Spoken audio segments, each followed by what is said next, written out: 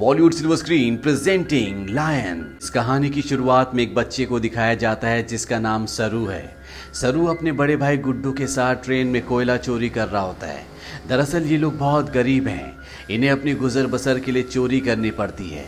ये दोनों ट्रेन से बहुत सारा कोयला चोरी करते हैं और उस कोयले को एक दुकान में बेचने के लिए जाते हैं। उसी दुकान में जलेबियां भी बन रही होती है। सरू अपने बड़े भाई से कहता है कि मुझे जलेबी खानी है। उसका बड़ा भाई कहता है कि एक दिन मैं तुम्हें जलेबी ज़रूर खिलाऊंगा। उसके पास इतने पैसे नहीं है कि वो अपने छोटे भाई को जलेबियां खिला सके। सरू कहता है कि एक दिन हम दुकान की सारी जलेबियां खरीद लेंगे। अब कोयले के बदले में थोड़ा सा दूध दिया जाता है और ये दोनों भाई खेलते हुए अपने घर वापस पहुंच जाते हैं, जहां पर सरू और गुड्डू की एक छोटी बहन भी है। ये तीनों अपनी माँ के साथ रहते हैं। सरू की माँ अपने दोनों बच्चों से पूछती कि वो दूध कहाँ से लेकर आए, लेकिन वो इस बात का कोई भी जवाब नहीं देते। उसी रात को सरू का भाई गुड्डू काम पर जा रहा होता है। सरू कहता है कि मैं भी तुम्हारे साथ काम पर चलूंगा। उसका भाई कहता है कि तुम मेरे साथ नहीं चल सकते क्योंकि काम पर बोरियां उठानी पड़ती है और इस काम के लिए तुम बहुत छोटे हो। सरू अपने सिर के ऊपर चेयर उठाकर दिखाता है, साथ ही साथ वो साइकिल भी उठाने की कोशिश करता है। सरू कहता है कि मैं कोई भी काम कर सकता हूँ। सरू की जिद करने पर उसके भाई को उसे अपने साथ ले जाना पड़ता है। ये दोनों के दोनों एक ट्रेन स्टेशन पहुँचते हैं। सरू अपने भाई गुड्डू की गोद में ही सो जाता है। उसका भाई उसे उठाने की कोशिश भी करता है पर सरू बहुत छोटा है, उसे बहुत नींद आ रही होती है। वो कहता है कि मुझे सोने दो। सरू का भाई गुड्डू उसे एक बेंच पर लिटा देता है और कहता है कि मैं कल सुबह काम कर कर वापस लौट जाऊंगा, तुम यहीं पर रहना। जाने से पहले सरू अपने भाई को कहता है कि जब तुम लौटोगे तो जलेबी लेकर आना। वो कहता है कि ठीक है। सरू कहता है 2000 जलेबियां। इसके बाद उसका भाई गुड्डू काम पर चला जाता है। कुछ ही देर बाद जब रात और भी गहरी हो जाती है, स्टेशन पूरी तरह से खाली हो जाता है। इस पूरे स्टेशन पर सिर्फ एक ही बच्चा होता है और वो होता है सरू। सरू वहीं प्लेटफॉर्म पर खड़ी एक ट्रेन में जाकर बैठ जाता है। कुछ ही देर बाद उसे नींद आ जाती है। सुबह जब उसकी नींद खुलती है तो ट्रेन चल रही होती है। सरू ये देखकर घबरा जाता है और ट्रेन में चारों तरफ भागता है। वो अपने भाई को आवाज भी देता है। साथ ही साथ वो ट्रेन के दरवाजे खोलने की भी कोशिश करता है पर दरवाजे पूरी तरह से लॉक्ड होते हैं। इसीलिए ट्रेन के कई बार रुकने के बाद भी वो ट्रेन से बाहर नहीं निकल पाता। ट्रेन की बोगी पूरी तरह से खाली है। सरू भूखा प्यासा इस ट्रेन में फंस चुका है। कुछ दिन का सफर तय करने के बाद ट्रेन कलकत्ता वेस्ट बंगाल पहुंच जाती है, यानी सरू के घर से 1600 किलोमीटर दूर।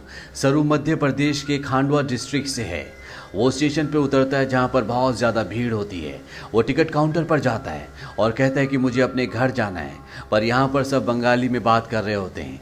सरू को किसी की बात समझ में नहीं आती। वो वहीं स्टेशन पर बैठे अपने जैसे कुछ बच्चों के साथ जाकर बैठ जाता है जिनके पास कोई भी घर नहीं होता। पर कुछ ही देर बाद यहाँ पर कुछ लोग आते हैं जो उन बच्चों को उठाकर अपने साथ ले जा रहे होते हैं। सरू किसी तरह से वहाँ से भाग जाता है और वो एक बार फिर से रात के अंधेरे में इस बड़े शहर में पूरी तरह से अकेला है।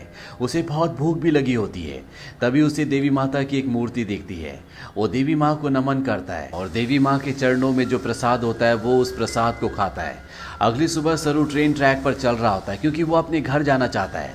तभी यहाँ पर एक औरत आती है जिसका नाम नूर होता है। वो सरू से पूछते कि तुम्हारा घर कहाँ है। वो कहता है कि गणेश तल्ले। ये मध्य प्रदेश में इतना छोटा गांव होता है जिसके बारे में किसी को कुछ नहीं पता होता। नूर उसे अपने घर ले जाती है, उसे खाना खिलाती है, नहलाती है।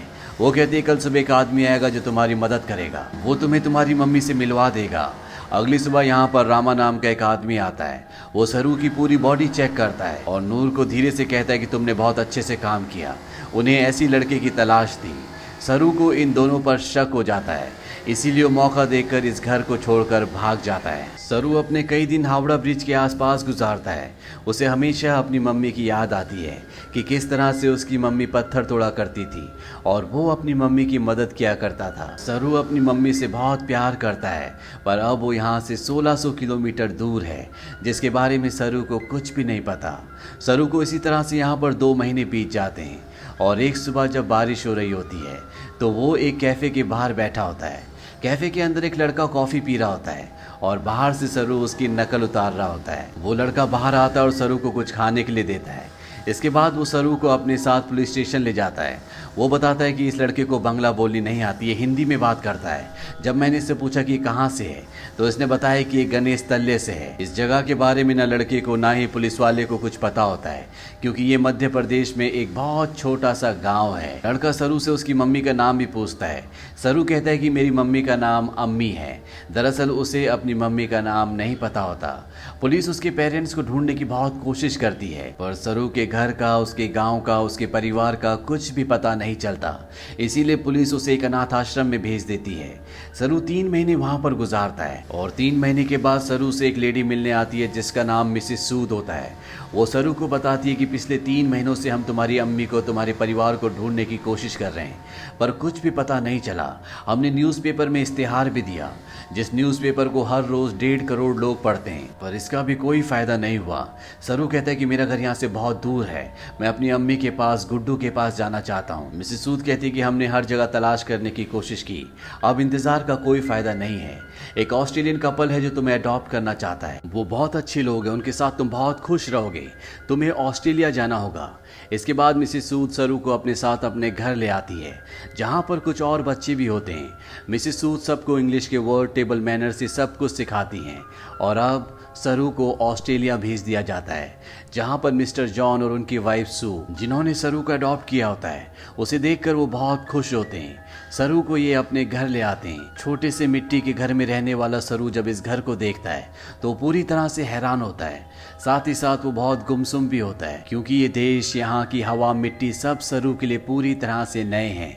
सरू की मॉम, जिसका नाम सू है, जिसने सरू को अडॉप्ट किया है, वो सरू से इंग्लिश में कहती है कि मुझे पता है कि तुम्हारा सफ़र इतना आसान नहीं था, तुम मुझे इस वक्त कुछ नहीं बता सकते, पर एक दिन तुम मुझे सब कुछ बताओगे।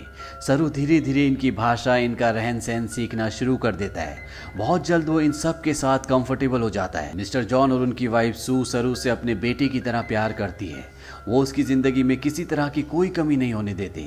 1 साल बाद ये एक और बच्चे को अडॉप्ट करते हैं, जो इनके साथ एडजस्ट नहीं हो पाता। वो अपने आप को नुकसान पहुंचाना शुरू कर देता है, पर मिस्टर जॉन और उनकी वाइफ इस बच्चे को कंट्रोल करने की, समझाने की कोशिश करते हैं, क्योंकि वो इसकी मदद करना चाहते हैं। उसी रात को मिसेस सू रो रही होती है। सरू उनके पास जाता है, उनके आंसू पोंछता है और उनके गले से लग जाता है, यानी कि अब उसने पूरी तरह से उन्हें अपनी मॉम मान लिया है। धीरे धीरे वक्त बीतता और 20 साल बीत जाते हैं। सरू अब बड़ा हो चुका है। मिस्टर जॉन और उनकी वाइफ, जो सरू के मॉम डैड है, उनको सरू पर गर्व होता है। वो होटल मैनेजमेंट की पढ़ाई करने के लिए मेलबॉर्न जा रहा होता है। वो अपने उस भाई से भी मिलता है जिसे मिस्टर और मिसेस जॉन ने सरू के बाद अडॉप्ट किया था, लेकिन ये दोनों एक दूसरे को पसंद नहीं करते। सरू अब होटल मैनेजमेंट की इंट्रोडक्टरी क्लास में पहुंच जाता है, जहां पर सब अपने बारे में बताते हैं। सरू कहता है कि वो अपना होटल खोलना चाहता है, साथ ही वो ये भी बताता है कि वो इंडिया में कैलकाटा से है। इसके बाद यहाँ पर जितने भी स्टूडेंट्स होते हैं वो सब के सब हाउस पार्टी रखते हैं, जहाँ पर सरू भी जाता है। यहाँ बहुत सारे इंडियन स्टूडेंट्स भी होते हैं, इसीलिए यहाँ पर खाने में बहुत सारा इंडियन फूड होता है। और सरू जब वहाँ पर जलेबियाँ देखता है तो उसे बचपन का वो लम्हा याद आ जाता है, जब उसने अपने भाई गुड्डू से जलेबी खाने के लिए कहा था और जवाब में उसके भाई गुड्डू ने कहा था कि वो उसे जलेबी जरूर खिलाएगा। सरू ने कहा था कि एक दिन वो सारी जलेबी खरीद लेंगे। सरू को जब ये लम्हा याद आता है तो उसकी आंखों में आंसू आ जाते हैं और वो अपने दोस्तों को बताता है कि वो कैलकाटा से नहीं है, वो किसी और जगह से है। बचपन में वो खो गया था, वो एक ट्रेन में बैठ गया था और जब ट्रेन रुकी तो वो कैलकाटा पहुंच गया था। यहाँ पर एक लड़का उससे पूछता है कि वो ट्रेन में कितने दिन तक था। सरू कहता है 2-3 दिन तक। वो लड़का उसके गांव का नाम पूछता है। सरू कहता है गणेश तले, लेकिन सरू को अब ये भी नहीं पता कि वो अपने गांव का नाम अच्छे से प्रोनाउंस कर पा रहा है कि नहीं, क्योंकि उसे हिंदी बोलनी नहीं आती, वो अब सिर्फ इंग्लिश बोल सकता है। यहाँ पर एक लड़का उससे कहता है कि कैलकाटा के हावड़ा ब्रिज से, जहाँ पर तुम बचपन में पहुंचे थे, अगर वहां से हम टाइम और ट्रेन की स्पीड को कैलकुलेट करें और वापस जाएं तो हम तुम्हारे गांव के आसपास के रेडियस में पहुंच सकते हैं। यहाँ पर एक लड़की उसे गूगल अर्थ के बारे में बताती है। वो कहती है गूगल अर्थ के सहारे तुम दुनिया की किसी भी जगह को ढूंढ सकते हो, पर सरू इस बारे में और ज्यादा बात करने से मना कर देता है। इसके बाद ये पार्टी से निकल जाते हैं। सरू के साथ एक लड़की भी होती है जिसका नाम लूसी होता है। ये दोनों एक दूसरे की तरफ अट्रैक्टेड होते हैं, इसीलिए रात को ये दोनों एक दूसरे के फिजिकली बहुत क्लोज हो जाते हैं। अगली सुबह जब सरू उठता है तो उसे अपने पेरेंट्स की, अपने घर की, अपने गाँव की याद आती है। उसे एहसास होता है कि उसके खो जाने के बाद उसकी मॉम, भाई बहन उसके लिए कितना परेशान हुए होंगे।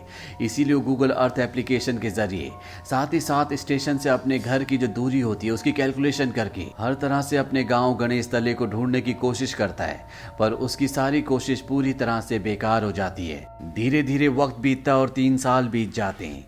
लूसी का और सरू का रिश्ता अब और भी गहरा हो चुका है।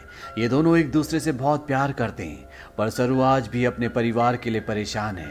उसे कई बार अपने भाई की छवि दिखती है। उसे एहसास होता है कि उसका भाई उसे कह रहा है कि उसे घर चले जाना चाहिए। सरू अपने परिवार की यादों में उन्हें ढूंढने में इतना खोया होता है कि धीरे धीरे वो लूसी से अलग हो जाता है। वो लूसी से कहता है कि तुम मुझसे बेहतर इंसान डिजर्व करती हो। लूसी और सरू अलग हो जाते हैं। कई महीनों के बाद लूसी को सरू जब एक दिन एस्केलेटर पर देखता है तो वो उससे बात करता है। वो लूसी से कहता है कि वो उसे बहुत मिस करता है। इसके बाद एक बार फिर से दोनों एक दूसरे के बहुत क्लोज आ जाते हैं। लूसी सरू से कहती है कि तुम्हें अपनी मॉम के पास जाना चाहिए, उन्हें तुम्हारी जरूरत है। सरू अपनी मॉम के पास जाता है जिनकी तबीयत खराब होती है।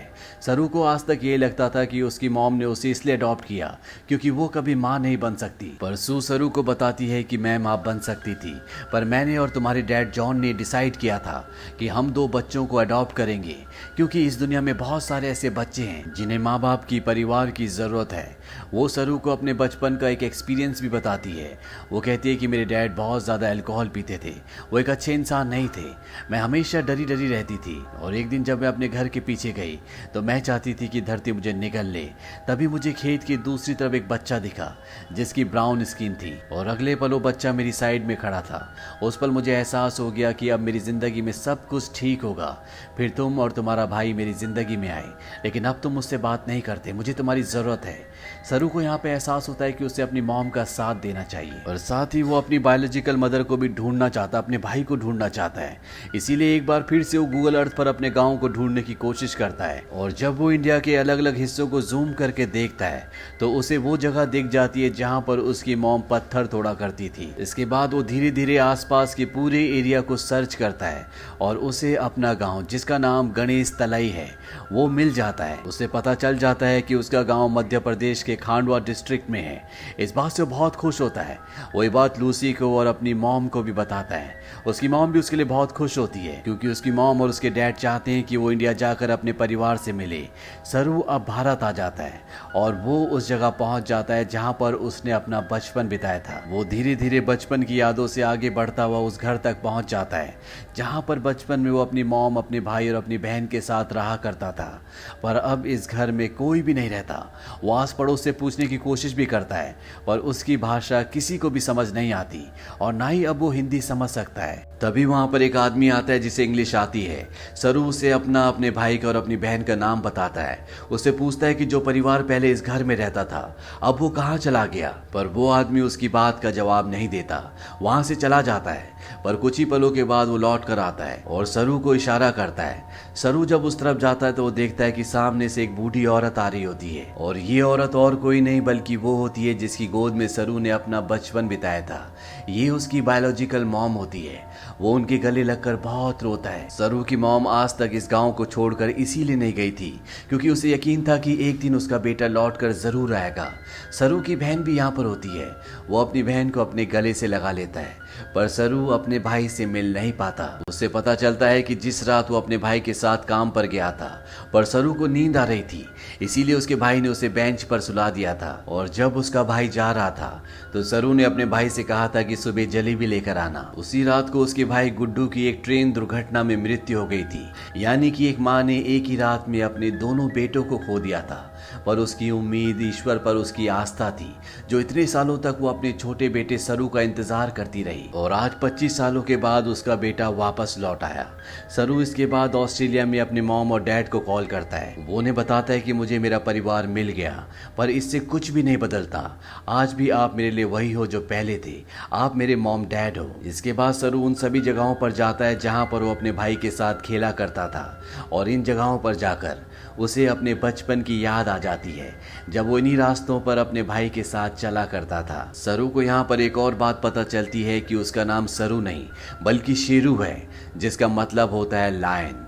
अंत में हमें कुछ रियल फुटेज दिखाई जाती है जिसमें सरू के वो माँ बाप जिन्होंने उसे अडॉप्ट किया था वो इंडिया आते हैं। इंडिया में सरू की जो असली बायोलॉजिकल मॉम होती है वो उन्हें अपने गले से लगा लेती है। तो ये थी सच्ची कहानी सरू की।